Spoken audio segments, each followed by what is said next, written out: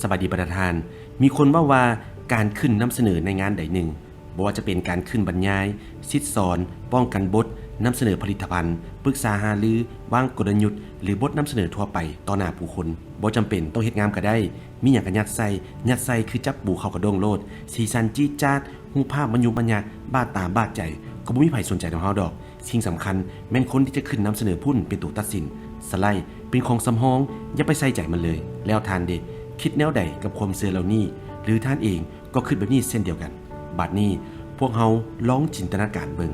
ถ้าบรรดาท่านไปงานดองงานเลี้ยงสร้างสรรค์หรืองานสำคัญใดหนึ่งเชื่อในว่าบ่มีไผที่จะกล้านุ่งเครื่องขี่ให้มันยุมันยะเข้าไปงานดังกล่าวแม่นหรือบ่แม่นเพราะหยังเพราะเฮาก็ย่านหน้าอายหน้าแตกย่านคนอื่นดูถูกเฮาว่าหมอนี่นางนี่จะเป็นบ่ฮู้จักความบ่ให้เกียรติเจ้าของงานเลยแม่นหรือบ่แม่นบางคนถ้าบ่ตัดเครื่องใหม่ก็บ่กล้าไปร่วมงานซ้ำบ่กล้านุ่งเครื่องตัวเก่าย่านคนอื่นจะจือได้อายเขานั่นคือความเป็นจริงที่พวกเฮาเจ้าค่อยตาก็ฮู้ดีอยู่แล้วแต่เป็นหยังบาดงานสำคัญที่ตัวเฮาเองต้องขึ้นไปนำเสนอต่อหน้าผู้คนจำนวนหลายซึ่งก็ตัวเฮาเองก็นุ่งเครื่องแบบจัดหนักจัดเต็มใส่เพชรใส่พลอยดูดีทุกประการบางคนจบสูงปริญญาโทปริญญาเอกห้องศาสตราจารย์มีตำแหน่งบริหารมีหน้ามีตาในสังคมแต่ว่าสไลด์บทนำเสนอนั่นผัดโคตรขี้ให้มันยุมันยะบ่เป็นมืออาชีพบ่สุ่มคู่กันเลยบางคนขึ้นป้องกันแผนการตลาดโครงการสำคัญที่มูลค่ามหาศาลแต่สไลด์นำเสนอผัดโคตรห่วยแตกแต่ผัดคาดหวัง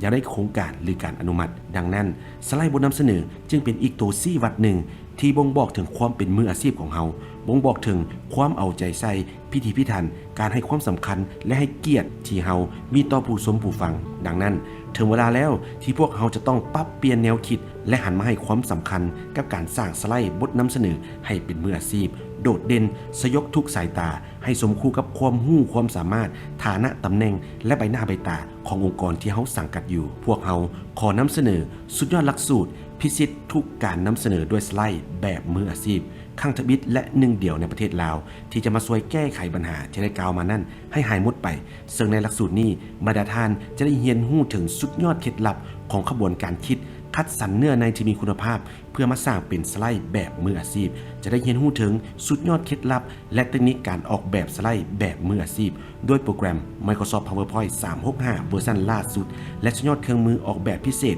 S-Tool AI หนึ่งเดียวของพวกเราพร้อมกับฝึกฝนทักษะการขึ้นนำเสนอบทสไลด์แบบมืออาชีพอีกด้วยด่วนหลักสูตรนี้เปิดลงทะเบียนแล้วในวันนี้ห้องหนึ่งรับเพียง9คนเท่านั้นเพื่อคุณภาพอย่างแท้จริงระยะเวลาเรียน 6-8 อาทิตย์สำหรับท่านใดที่ลงทะเบียนในมื้อนี้จะได้รับโปรโมชั่นของแถมคือ 1. แถมและติดตั้งโปรแกรม Microsoft Office 365 เวอร์ชันล่าสุดของแท้และเครื่องมือออกแบบสไลด์พิเศษ S-Tool AI มูลค่า 500,000 กีบฟรีทันที 2. แถมปึ้มคู่มือการเป็นวิทยากรแบบมืออาชีพ1เล่มมูลค่า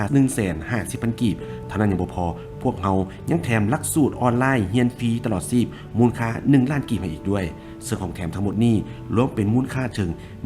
1,650,000 กีบขอบอกเลยว่าบ่มีไผสามารถแจกให้ทานได้ถึงขนาดนี้อีกแล้วอย่าลืมว่าทักษะการสร้างสไลด์และนำเสนอแบบมืออาชีพเป็นทักษะหนึ่งที่สำคัญที่สุดที่เรียนแล้วฝึกดีแล้วมันจะอยู่กับเฮาตลอดไปจะนำพาเฮาก้าวไปสู่โอกาสดีๆและความเจริญก้าวหน้าในหน้าที่การงานอย่าปล่อยให้มือที่เฮาจะต้องขึ้นนำเสนอบทนั้นมาถึงโดยที่ตัวเฮาเองยังบ่ทันได้เตรียมพร้อมอย่างเลยแล้วทานจะยังลังเลอย่างอีกเปิดโอกาสให้ตัวท่านเองเลยในมื้อนี้ก่อนที่ห้องจะเต็มก่อน9คนเท่านั้นรายละเอียดเพิ่มเติมท่านสามารถกดอ่านข้อมูลที่มาในโพสต์นี้ได้เลยหรือโทรสอบถามนักพวกเขาโดยตรงและพบกันในหลักสูตรขอบใจ